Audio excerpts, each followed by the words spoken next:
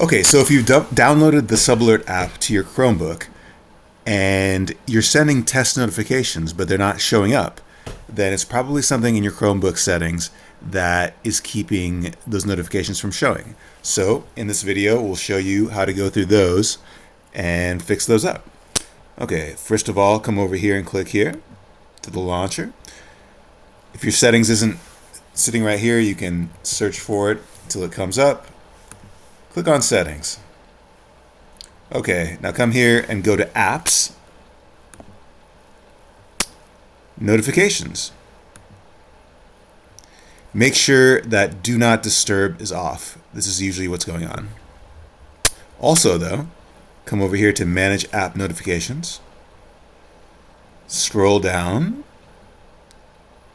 until you see SubAlert and make sure it's turned on. After you take care of those two things, you should be able to send a new test notification to yourself, and then you should see it pop up.